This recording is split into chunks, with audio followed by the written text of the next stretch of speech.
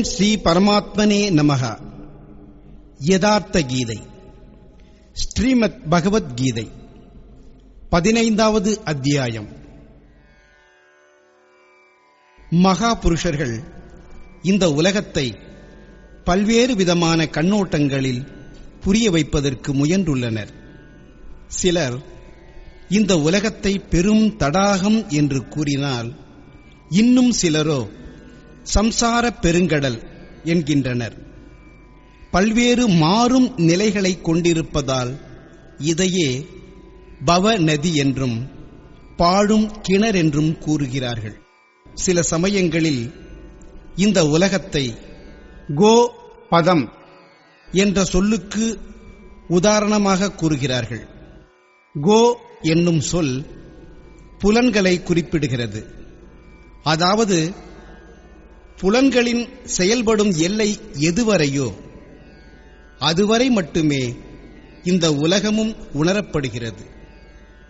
கடைசியில் இறைவனின் திருநாமத்தை தொடர்ந்து உருவேற்றி வந்தால் இந்த உடல்களால் நிரம்பி வழிந்து கொண்டிருக்கும் உலகம் என்னும் பெருங்கடலும் ஒரு நாள் வற்றிப் போய்விடும். யோகீஸ்வரர் ஸ்ரீகிருஷ்ணரும் கூட இந்த உலகத்தை சமுத்திரம் மற்றும் பெரிய மரம் ஆகியவற்றை உதாரணமாக காட்டி விளக்கியுள்ளார். 12வது அத்தியாயத்தில் அவர் கூறுகிறார், எவர் என்னுடைய நிலைத்த பக்தரோ நான் அவரை உலகம் என்னும் பெருங்கடலில் இருந்து சீக்கிரமே மீட்டு கரையேற்றுபவனாக விளங்குகிறேன். இங்கே இந்த அத்தியாயத்திலும் யோகீஸ்வரர் ஸ்ரீகிருஷ்ணர் இந்த உலகம் என்பது ஒரு பெரிய அரசமரமாகும், அதை வெட்டி எறிந்துதான் யோகிகள் அந்த பரமபதத்தை தேடுகிறார்கள் என்கிறார். மேலே பார்க்கலாம். ஸ்ரீ பகவான் கூறுகிறார்,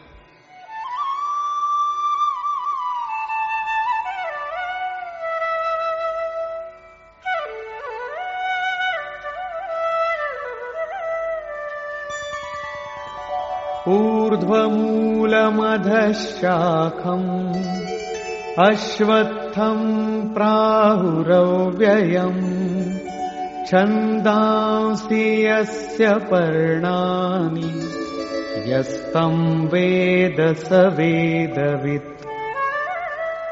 அர்ஜுனா, மேல் பாகத்தில் பரமாத்மாவே எதற்கு மூலமாக இருக்கிறாரோ, கீழ்பாகத்தில் இயற்கையே எதற்கு கிளைகளாக இருக்கின்றனவோ, அந்த உலகம் என்ற அரச மரத்தை அழிவற்றது என்று கூறுகிறார்கள். நாளை வரை இருக்குமென்று சொல்ல முடியாத, எப்பொழுது விரும்பினாலும் வெட்டியெறிந்து விட முடிகின்ற ஒன்றுதான் இந்த உலகம் என்னும் பெரிய அரச மரம். ஆனால் அழிவற்றது எனப்படுகிறது. ஸ்ரீகிருஷ்ணரை பொறுத்தவரையில் அழிவற்றவை இரண்டு. ஒன்று உலகம் என்னும் இந்த பெரிய அரசமரம், மற்றொன்று இந்த உலகத்திற்கெல்லாம் அப்பாற்பட்டு வெகு தொலைவில் உள்ள பரமாத்மா. எவன் ஒருவன் இந்த வாழ்க்கை என்னும் மரத்தை அறிந்தவனோ அவனே வேதத்தை அறிந்தவனாகிறானே தவிர வெறுமனே புத்தகத்தை படிப்பவன் அல்ல. புத்தகத்தை படிப்பதினால் பரமாத்மாவை நோக்கி முன்னேறிச் செல்ல வேண்டும் என்ற தூண்டுணர்ச்சி மட்டுமே கிடைக்கிறது. வேதம் இந்த அழிவற்ற உலகம் என்னும் மரத்தின் கிளைகளில் உள்ள இலைகள் என்று சொல்லப்படுகிறது.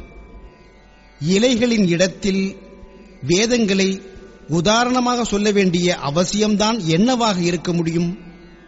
உண்மையில் சாதகன் பலமுறை வழிதவறி அலைந்து திரிந்து விழுந்து இறுதியாக ஓர் முறை துளிர்விடுகிறான்.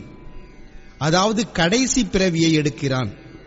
அங்கிருந்துதான் அவனுக்கு அந்த வேதத்தின் மேலான நன்மையை உருவாக்கி தரவல்ல இறை வாக்குகள் ஊக்கம் அளிப்பவைகளாக அமைகின்றன. அங்கிருந்துதான் அவனுக்கு அவற்றின் உபயோகம் தொடங்குகிறது. அவன் ஆன்ம வடிவத்தை நோக்கி முன்னேற ஆரம்பிக்கிறான். अधश्चोर्ध्वम् प्रसृतास्तस्य शाखा गुणप्रवृद्धा विषयप्रवालाः अधश्च मूलान्यनुसन्ततानि कर्मानुबन्धीनि मनुष्यलोके. இந்த உலகம் என்னும் மரம் 3 குணங்களின் மூலமாக நன்றாக செழிப்படைந்தும் விஷய இன்பம் மற்றும் போகங்கள் என்னும் தளிர்களால் நிரம்பியுள்ள கிளைகள் மேலும் கீழும் எங்கெங்கிலும் கிளர்ந்து படர்ந்துள்ளன.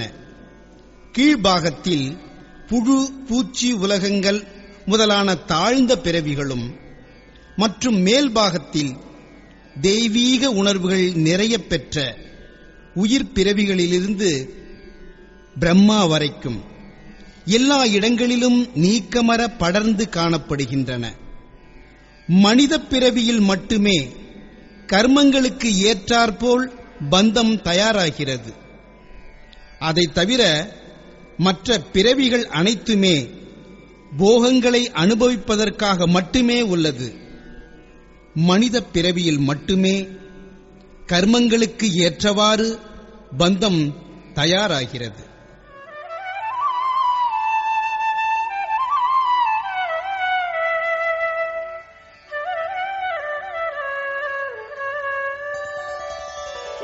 न रूपमस्येह तथोपलभ्यते नान्तो न चादिर्न च सम्प्रतिष्ठा अश्वत्थमेनं सुविरूढमूलम् असङ्गशस्त्रेण दृढेन चित्वा. ஆனால் இந்த உலகம் என்னும் மரம் எவ்வாறு இருப்பதாக கூறப்படுகிறதோ அவ்வாறு இங்கே காண கிடைப்பதில்லை. ஏனெனில் இதற்கு ஆரம்பமும் கிடையாது, முடிவும் கிடையாது. நல்ல முறையில் இதற்கு நிலைத்தன்மையும் கிடையாது. காரணம், இது மாறிக்கொண்டே இருக்கும் இயல்புடையது. இந்த கடுமையான திடமுடைய வேரினை கொண்ட உலகம் என்னும் மரத்தை திடமான வைராக்கியம் என்னும் ஆயுதத்தின் மூலம் வெட்டி எறிய வேண்டும்.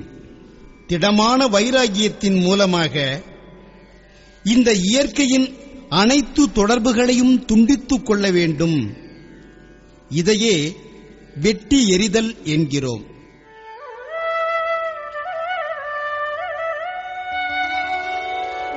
ततः पदं तत् परिमार्गितव्यम् यस्मिन् गता न निवर्तन्ति भूयः तमेव चाद्यं पुरुषं प्रपद्ये यतः प्रवृत्ति प्रसृता पुराणी. திடமான வைராக்கியத்தின் மூலம் வாழ்க்கை என்னும் மரத்தை வெட்டி எறிந்த பிறகு அந்த பரமபதமாகிய பரமேஸ்வரரை நல்ல முறையில் தேடிச் செல்ல வேண்டும். இவ்வாறு செல்பவன் மறுபடியும் இந்த வாழ்க்கைக்கு திரும்பி வர வேண்டியது இல்லை. அதாவது முழுமையான விடுதலையை அடையப் பெற்று விடுகிறான். ஆனால் பரமாத்மாவை தேடும் செயலானது எந்த முறையில் சாத்தியமாகும்? இதற்கு முழுமையான சமர்ப்பண உணர்வு மிகவும் அவசியம் என்று யோகீஸ்வரர் கூறுகிறார். எந்த பரமேஸ்வரரிடமிருந்து இந்த பழமையான வாழ்க்கை என்னும் மரத்தின் வளர்ச்சியானது விரிவாக்கம் அடையப் பெற்றுள்ளதோ அதே ஆதிபுருஷராகிய பரமாத்மாவை அடைய நானே மூலமாக திகழ்கிறேன். இப்பொழுது சரணத்தை அடைந்த வைராகியத்தில் நிலை பெற்றுள்ள ஒருவன் இந்த மரமானது வெட்டி எறியப்பட்டு விட்டதா இல்லையா என்று எப்படி அறிந்து கொள்ள முடியும்? அதற்கான அடையாளம்தான் என்ன? இது பற்றி கூறுகிறார். நிர்மாண மோஹாஜித சங்கதோஷா அத்யாத்ம நித்யா விநிவ்ருத்தயः नित्ययुक्तकामाः द्वन्द्वैर्विमुक्ताः सुखदुःखसंज्ञैर्गच्छन्त्यमूढाः पदमव्ययम् तत्. மேலே கூறப்பட்டுள்ளபடி சமர்ப்பணம் செய்ததன் மூலமாக எவனுடைய மோகம் மற்றும் ஆணவம் அழிந்து விட்டதோ, பற்றின் மொத்த வடிவமாகிய உலகின் சேர்க்கை தோஷத்தினை எவன் வென்றுவிட்டானோ, பரமாத்மாவின் வடிவத்தில் எவன் நிரந்தரமாக நிலை பெற்றிருக்கிறானோ, எவனுடைய ஆசைகள் அனைத்தும் மிகவும் நல்ல முறையில் நீங்கிவிட்டனவோ, சுகம் துக்கம் ஆகிய இரு வேறுபட்ட உணர்வு நிலைகளின் மோதல்களில் இருந்து வெகு சிறப்பான முறையில் விடுதலை அடையப்பெற்ற ஞானியர் அந்த அழிவற்ற பரமபதத்தை அடையப் பெறுகின்றனர். எதுவரைக்கும் இந்த நிலை அடையப்படவில்லையோ அதுவரைக்கும் இந்த வாழ்க்கை என்னும் மரம் வெட்டி எறியப்படுவதில்லை. இதுவரைக்கும் வைராக்கியத்தின் அவசியம் இருக்கத்தான் செய்கிறது. இவ்வாறு நாம் அடையக்கூடிய அந்த பரமபதத்தின் வடிவம்தான் என்ன? ந தத் பாசயதே சூர்யோ ந சசாங்கோ ந பாவகः யத்கத்வா ந நிவர்த்தந்தே தத்தாம பரமம் மம. அந்த பரமபதத்தை சூரியனோ சந்திரனோ அக்னியோ தெளிவாக வெளிப்படுத்த முடிவதில்லை. எந்த பரமபதத்தை அடைந்த பிறகு மனிதன் திரும்பவும் உலகில் பிறப்பதில்லையோ அதுவே என்னுடைய பரமகதி ஆகும். அதாவது அவனுக்கு மறுபிறவி உண்டாவதில்லை. இந்த பேற்றினை அடைவதற்கு எல்லோருக்குமே சமமான அதிகாரம் உள்ளது. இது பற்றி கூறுகிறார்.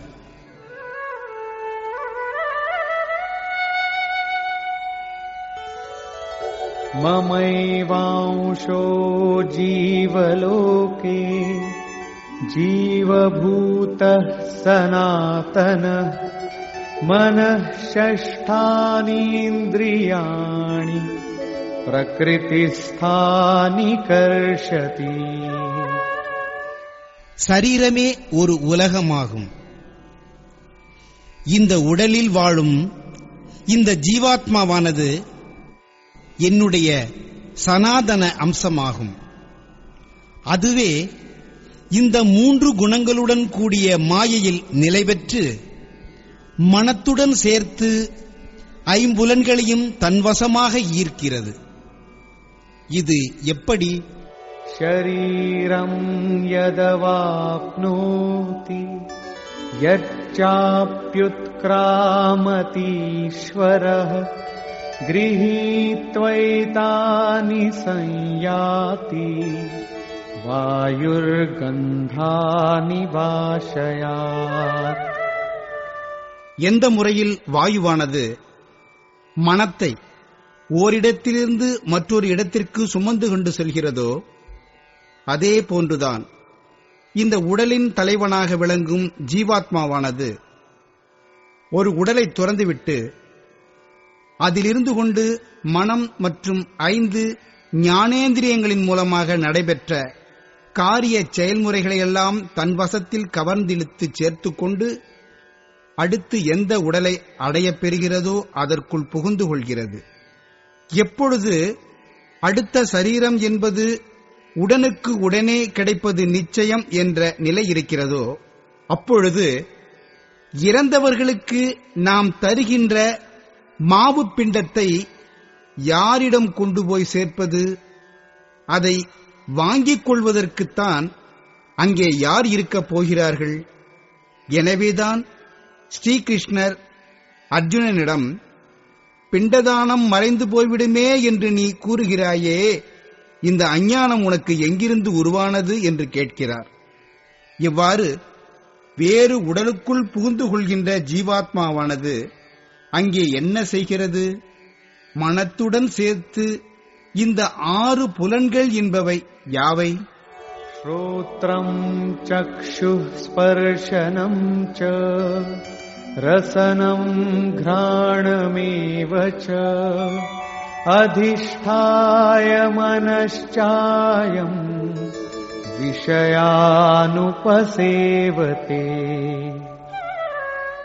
இந்த உடலில் நிலை பெற்று இந்த ஜீவாத்மாவானது மெய், வாய், கண், மூக்கு, செவி மற்றும் மனம் ஆகியவற்றின் துணையுடன் புலன் இன்ப விஷயங்களை அனுபவிக்கிறது. ஆனால் பார்க்கும்போது அப்படி ஒன்றும் தென்படுவதில்லையே என்று கேட்டால், அனைவராலும் அதனை பார்க்க முடியாது என்பதே பதிலாகும். இது பற்றி ஸ்ரீகிருஷ்ணர் கூறுகிறார்.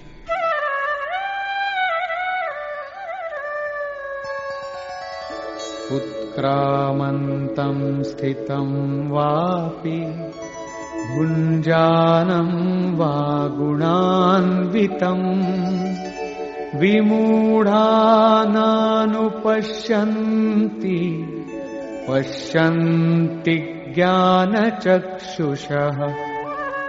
உடலை துறந்துவிட்டு போகின்ற, வேறு உடலில் புகுந்து கொள்கின்ற, புலன் இன்ப விஷயங்களை அனுபவிக்கின்ற 3 குணங்களுடன் கூடியுள்ள இந்த ஜீவாத்மாவை அறிவற்ற மூட புத்தியுடைய அஞ்ஞானிகள் அறிவதில்லை. ஆனால் ஞானம் என்னும் கண்கள் உடையவரோ அது எவ்வாறு இருக்கிறதோ அவ்வாறே அதை அறிவார்கள். இனி அந்த ஞான பார்வையை பெறுவது எப்படி என்பதை பார்க்கலாம்.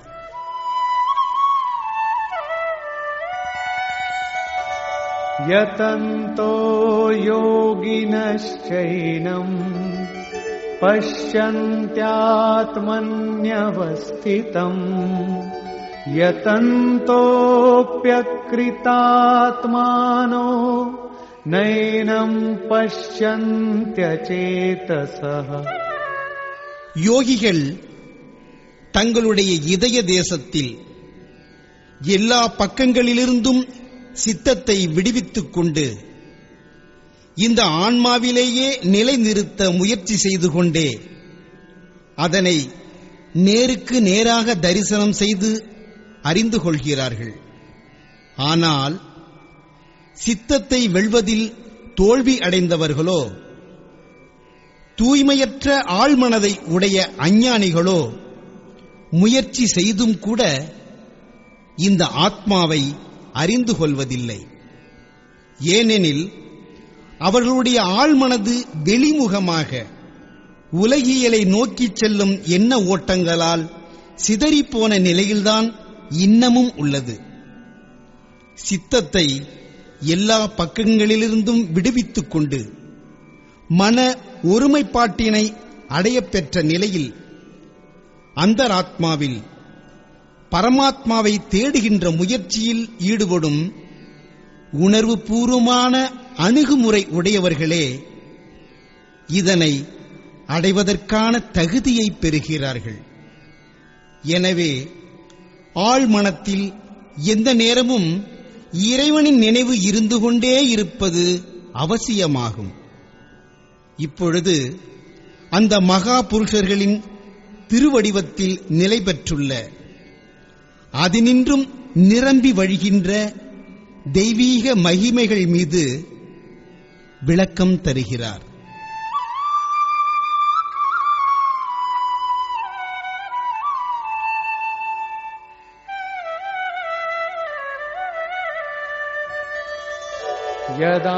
யதாதித்யகதம் தேஜோ ஜகத்பாசயதேகிலம் யச்சந்திரமசி யச்சாக்னோ தத்தேஜோ வித்தி மாமகம். எந்த ஒளியானது சூரியனில் நிலை கொண்டு ஒட்டுமொத்த உலகத்திற்கும் வெளிச்சம் தருகிறதோ, எந்த ஒளியானது சந்திரனில் நிலை கொண்டுள்ளதோ, எந்த ஒளியானது அக்கினியில் உள்ளதோ அந்த ஒளியானது என்னுடையதுதான் என்று அறிந்து கொள். இப்பொழுது அந்த மகாபுருஷர் மூலமாக நடைபெறுகின்ற காரியங்கள் பற்றி கூறுகிறார். காமாவிஷ்ய ச பூதானி தாரயாம்யஹமோஜசா உஷ்ணாமி சௌஷதீ சர்வா சோமோ பூத்வா ரசாத்மகः. நானே இந்த பூமிக்குள் பிரவேசித்து என்னுடைய சக்தியால் மனிதர் உட்பட எல்லா உயிரினங்களையும் தாங்குகிறேன். சந்திரனில் அமிர்த வடிவில் இருந்து கொண்டு எல்லா பயிர்களையும் செழிப்புடன் வளரச் செய்கிறேன்.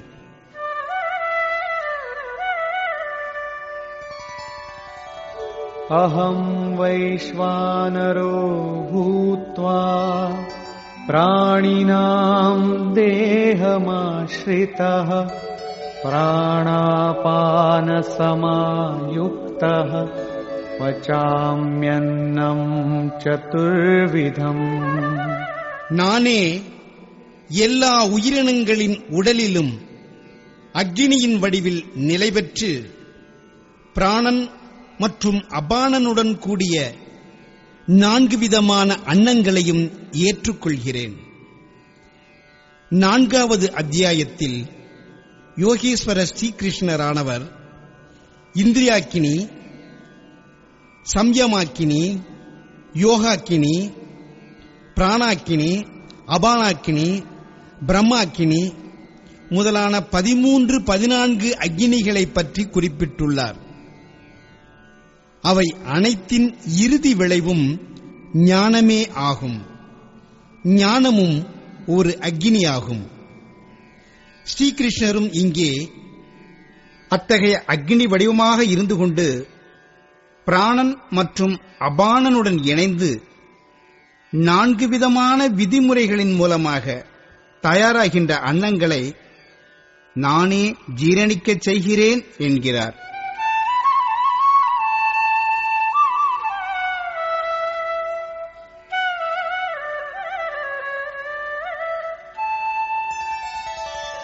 सर्वस्य चाहं हृदि सन्निविष्टो मत्तः स्मृतिर्ज्ञानमपोहनं च वेदैश्च सर्वैरहमेव वेद्यो वेदान्तकृद्वेदविदेम चाहम्.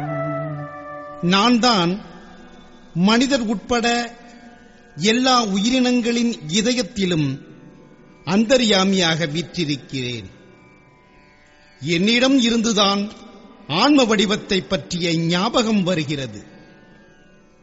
அவ்வாறு ஆன்ம வடிவத்தை பற்றிய ஞாபகம் வந்ததுடன் இறைவனை நேரடியாக தரிசனம் செய்து அறிதல் என்னும் ஞானம் மற்றும் அனைத்து விதமான தடைகளும் நீங்கப் பெறுவது என் மூலமாகவே நடைபெறுகிறது. எல்லா வேதங்களின் மூலமாகவும் நானே அறிய தகுந்தவனாவேன். வேதங்களின் இறுதி நிலையை படைப்பவனும் நானேதான். வேதவித் என்பதும் நானேதான். அதாவது வேதங்களை அறிந்தவர் என்றே இதற்கு பொருள்.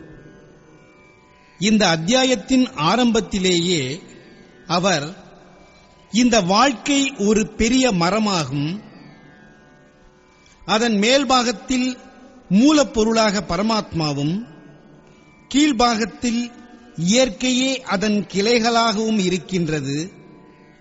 எவர் இந்த மூலப்பொருளாகிய பரமாத்மாவில் இருந்து இயற்கையை தனியாக பாகுபடுத்தி அறிந்து கொள்கிறாரோ, மூலப்பொருளாகிய பரமாத்மாவில் நிலை பெற்று இந்த படைப்பை ஆணி வேர்வரை அறிந்து கொள்கிறாரோ அவரே வேதவித் எனப்படுகிறார் என்று கூறினார். இங்கேயோ நான் வேதவித் ஆவேன் என்கிறார். எவரெல்லாம் வேதங்களை அறிந்தவர்களோ அவர்களுடன் தம்மையும் சரிசமமாக ஒப்பிட்டு அவர்களும் வேதவித் ஆவார்கள், நானும் வேதவித் ஆவேன் என்று கூறுகிறார். ஸ்ரீகிருஷ்ணரும் ஆன்ம தத்துவத்தை அறிந்த மகா புருஷராவார். யோகியர் எல்லோரையும் விட தலை சிறந்த யோகி ஆவார். இப்பொழுது அவர் உலகில் மனிதர்கள் 2 விதமான தன்மை உடையவர்கள் என்று கூறுகிறார்.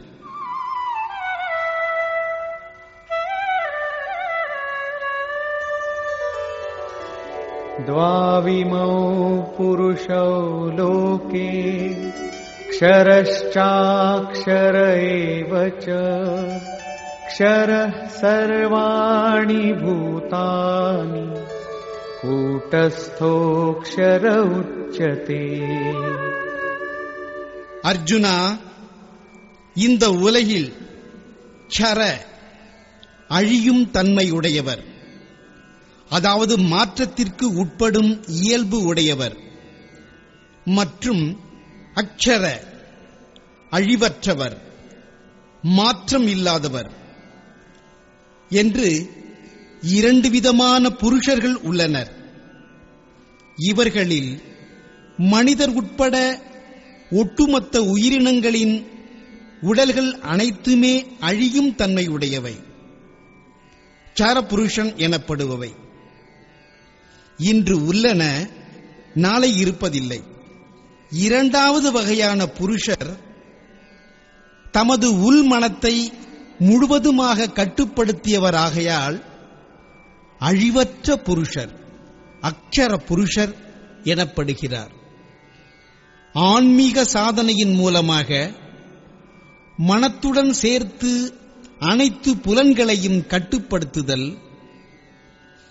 எவருடைய மனம் மற்றும் புலன்களின் சமூகம் முழுமையான கட்டுப்பாட்டில் உள்ளதோ அவரே அழிவற்ற புருஷர், அக்ஷர புருஷர் என்று அழைக்கப்படுகிறார். ஆனால் இதுவும் கூட மனிதருள் சிறப்பானதொரு நிலை மட்டுமே ஆகும். இவ்விரண்டு புருஷர்களையும் விட அப்பாற்பட்டவராகிய மேலான மற்றொரு புருஷரும் இருக்கிறார்.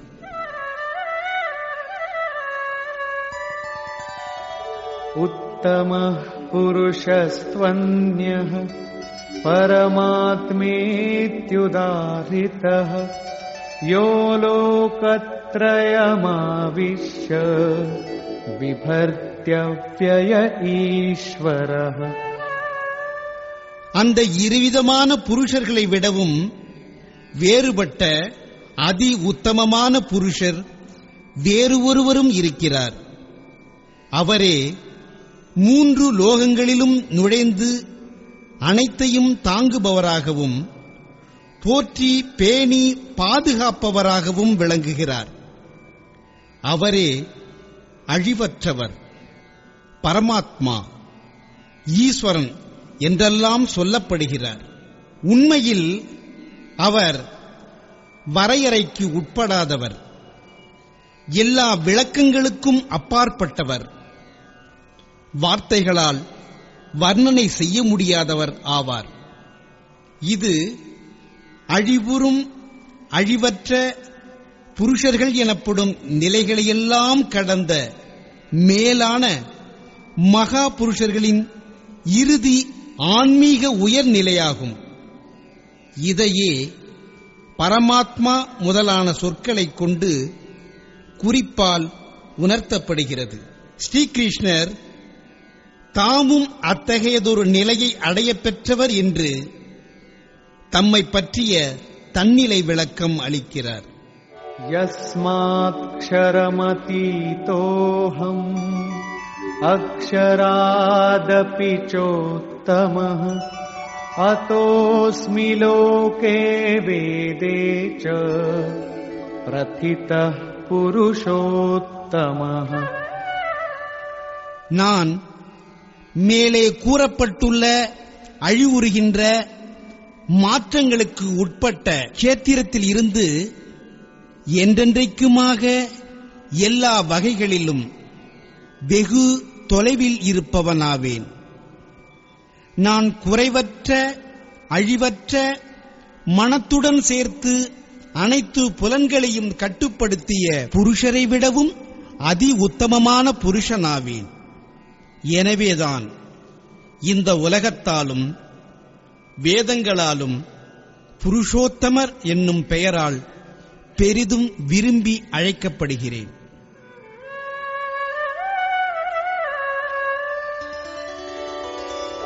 யோ மாமேவமசம்மூடோ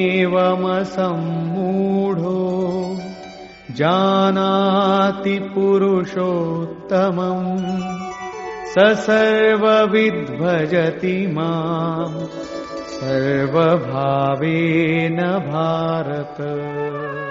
ஹே பாரதா, இந்த முறையில் எந்த ஞானி புருஷோத்தமராகிய என்னை நேரடியாக தரிசனம் செய்து அறிந்து கொள்கிறாரோ, அந்த அனைத்தையும் அறிந்த புருஷர் எல்லா வகையிலும் பரமாத்மாவாகிய என்னையே வழிபாடு செய்கிறார்.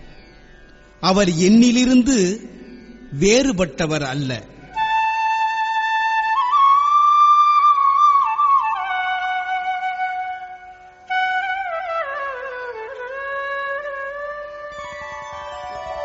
இதி குஹ்யதமம் சாஸ்திரம் இதமுக்தம் மயா நக ஏதத் புத்வா புத்திமான் ஸ்யாத் கிருதக்ருத்யஸ்ச பாரத. பாவம் அற்றவனே அர்ஜுனா, இந்த முறையில் இந்த மேலான மிகவும் உயர்ந்த மறைபொருள் ரகசியமான சாஸ்திரம் என் மூலமாக சொல்லப்பட்டது. இதை தத்துவபூர்வமாக அறிந்து கொண்டு மனிதர்கள் பூரண அறிவையும் நிறைவையும் அடையப் பெறுகிறார்கள். ஸ்ரீகிருஷ்ணரின் இந்த வடிவமானது அனைவருக்குமானதாக இல்லவே இல்லை. சிலர் அவரை ராஜா என்றும் சிலர் அவரை தூதர் என்றும் இன்னும் சிலர் அவரை யாதவர் என்றும் எண்ணியிருந்தனர். ஆனால் அர்ஜுனன் என்ற ஆன்மீக பாதையில் செல்லும் தகுதி படைத்த அதிகாரிக்கு மட்டும் ஸ்ரீகிருஷ்ணர் எதையும் மறைக்காமல் காட்டியருளினார். அவனோ ஸ்ரீகிருஷ்ணர் பரம சத்தியமாகிய புருஷோத்தமரே என்பதை அறிந்து அவரையே அடையவும் பெற்றான். ஒருவேளை ஸ்ரீகிருஷ்ணர் அவனிடமும் தம்மை மறைத்துக் கொண்டிருந்தால் அவனுக்கு இந்த பரம நன்மை விளைந்திருக்காது. இத்தகையதொரு ஆன்மீக சிறப்புத்தன்மை இறைவனில் நிலை பெற்ற முக்தி நிலையை அடைந்த ஒவ்வொரு மகா புருஷரிடமும் காணப்படுகிறது. ஸ்ரீ ராமகிருஷ்ண பரமஹம்சர் ஒருமுறை மிகவும் மகிழ்ச்சியுடன் காணப்பட்டார். அதைக் கண்டு பக்தர்கள் அவரிடம், இன்று நீங்கள் மிகவும் மகிழ்ச்சியுடன் காணப்படுகிறீர்களே, என்ன காரணம் என்று கேட்டனர். அதற்கு அவர், நான் இன்று அந்த பரமஹம்சராகிவிட்டேன் என்று கூறினார். சிறிது நேரம் கழித்து அவர் மனம், செயல், வாக்கினால் அனைத்தையும் துறக்கின்ற விருப்பத்துடன் தம்மை பின்பற்றுபவர்களாகிய சாதகர்களிடம் பின்வருமாறு கூறினார். பாருங்கள், இனியும் நீங்கள் சந்தேகம் கொள்ளலாகாது. நான் திரேதா யுகத்தில் தோன்றிய அதே ராமரும் துவாபர யுகத்தில் தோன்றிய அதே கிருஷ்ணரும் ஆவேன். நான் அவர்களின் புனிதமான ஆன்மா ஆவேன். அதே ஆன்ம வடிவமும் ஆவேன். ஒருவேளை அதையே நீங்களும் அடைய விரும்பினால் என்னை பாருங்கள் என்று கூறினார். சரியாக இதே போன்றுதான் பூஜ்ய ஸ்ரீ பரமஹம்ச பரமானந்த மகாராஜ் அவர்களும் அனைவருக்கும் முன்னால் ஆம், நான் பகவானுடைய திருத்தூதராவேன். எவர் உண்மையிலேயே சாதுவோ அவர் பகவானுடைய திருத்தூதரே ஆவார். அவர் மூலமாகவே அந்த பகவானுடைய திருச்செய்திகள் கிடைக்கின்றன என்று கூறுவர். பூஜ்ய ஸ்ரீ பரமஹம்ச பரமானந்த மகாராஜ் அவர்கள் அனைவரிடமும் இவ்வளவுதான் கூறி அருள்வார். எவருடைய கொள்கைகளையும் கண்டிக்கவும் இல்லை, கொண்டாடவும் இல்லை. ஆனால் அனைத்தையும் துறந்து விரக்தியுடன் அவரை பின்பற்றுகின்ற சாதகர்களிடம் மட்டும் என்னுடைய திருவடிவத்தை மட்டும் பார். ஒருவேளை உனக்கு அந்த பரமாத்மாவை அடைய வேண்டும் என்ற விருப்பம் இருந்தால் என்னை பார், சந்தேகம் கொள்ளாதே என்று கூறுவார். எவருக்கெல்லாம் சந்தேகம் தோன்றுகிறதோ அவர்களுக்கெல்லாம் அனுபவத்தில் தம்மை உணர்த்தி அருளியும் அதட்டியும் உருட்டியும் அவர்களை புறமாக ஓடிக்கொண்டிருக்கும் எண்ண ஓட்டங்களிலிருந்து தடுத்தாட்கொண்டு அவர்களை தம்முடைய திருவடிவத்திலேயே எப்போதும் மனதை நிலைநிறுத்துமாறு பார்த்துக் கொள்வார். அவர் என்றென்றைக்குமாக மகா புருஷர் என்னும் வடிவத்தில் நிலைத்திருப்பவர் ஆவார். அதே போன்றுதான் ஸ்ரீகிருஷ்ணரும் தம்முடைய அந்த மகா புருஷர் என்னும் வடிவத்தை ரகசியமாக வைத்திருந்தார். ஆனால் தம்முடைய அனன்ய பக்தனும் முழுமையான தகுதியும் பெற்றிருந்த அதிகாரியான ஆர்வம் நிறைந்த அர்ஜுனனுக்கு மட்டும் தமது உண்மையான ஆன்ம நிலையை வெளிச்சம் போட்டு காட்டி அருளினார். இதை ஒவ்வொரு பக்தராலும் அடைய முடியும் என்ற சாத்திய கூறுகள் இருக்கவே செய்கின்றன. மகா புருஷர்கள் லட்சக்கணக்கான பக்தர்களை இதே ஆன்மீக பாதையில் வழிநடத்தி செலுத்தியும் இருக்கின்றனர். முடிவுரை. இந்த அத்தியாயத்தின் ஆரம்பத்தில் யோகேஸ்வரர் ஸ்ரீகிருஷ்ணர் இந்த வாழ்க்கை என்பது ஒரு பெரிய அரசமரமாகும் என்று கூறினார். யோகேஸ்வரராகிய ஸ்ரீகிருஷ்ணரை பொறுத்தவரையில் இந்த சம்சாரம் என்பது ஒரு பெரிய மரமாகும். அதனுடைய வேர்களும் எங்கும் விரிந்தும் பரந்தும் உள்ளன. அதனுடைய கிளைகளும் அதே போன்று விரிந்தும் பரந்தும் உள்ளன. கர்மங்களுக்கு ஏற்ப மனித பிறவியில் மட்டுமே பந்தம் உருவாகிறது. மற்ற பிறவிகள் அனைத்துமே மேற்கூறிய கர்மங்களின் பலன்களை அனுபவிப்பதற்காக மட்டுமே பிறவி எடுக்கின்றன. எனவே நீ திடமான வைராக்கியம் என்னும் ஆயுதத்தை கொண்டு இந்த வாழ்க்கை என்னும் அரச மரத்தை வெட்டி எறி. எவரை சென்று அடைந்த பிறகு மகரிஷிகள் மறு பிறவியை அடைவதில்லையோ அந்த பரமபதத்தை தேடு என்று கூறினார்.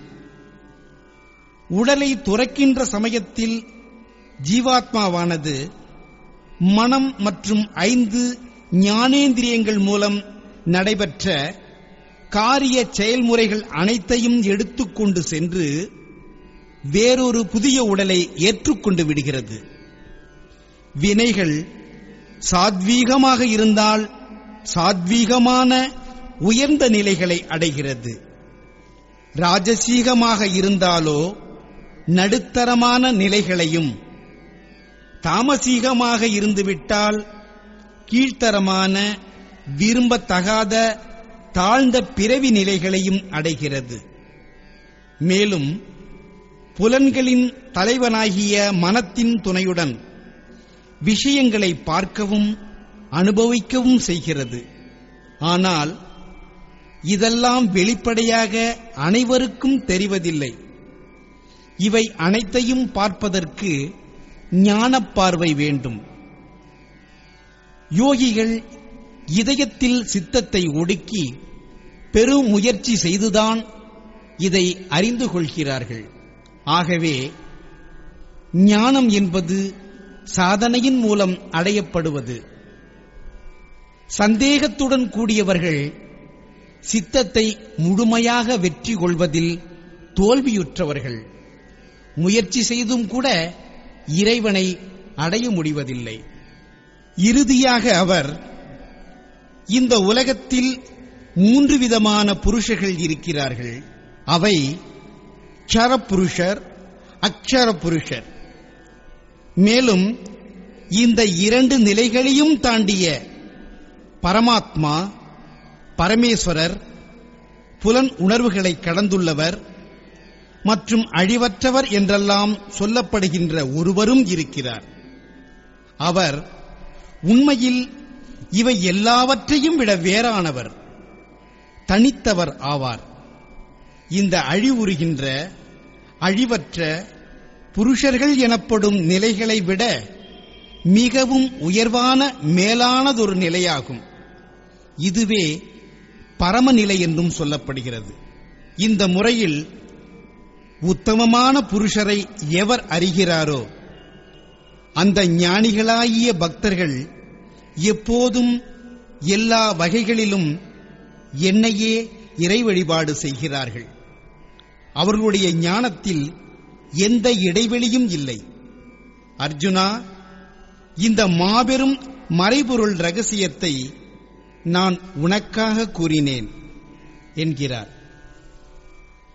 இந்த அத்தியாயத்தில் ஆன்மாவின் 3 நிலைகளாக அழிவுறுகின்ற, அழிவற்ற, இந்த 2ஐயும் விட மேலான உயர்ந்த உத்தமமான புருஷர்களின் இயல்பு நிலைகள் தெளிவாக்கப்பட்டுள்ளன. இந்த மாதிரியான வகைப்படுத்தல் இதற்கு முந்திய அத்தியாயங்கள் எவற்றிலும் இடம்பெறவில்லை. இந்த முறையில் ஸ்ரீமத் பகவத்கீதை என்னும் உபனிஷதமும், பிரம்ம வித்தையும், யோக சாஸ்திரமும், ஸ்ரீ கிருஷ்ண மற்றும் அர்ஜுன உரையாடலும் ஆகிய புருஷோத்தம யோகம் என்ற பெயருடைய 15வது அத்தியாயம் நிறைவு பெறுகிறது.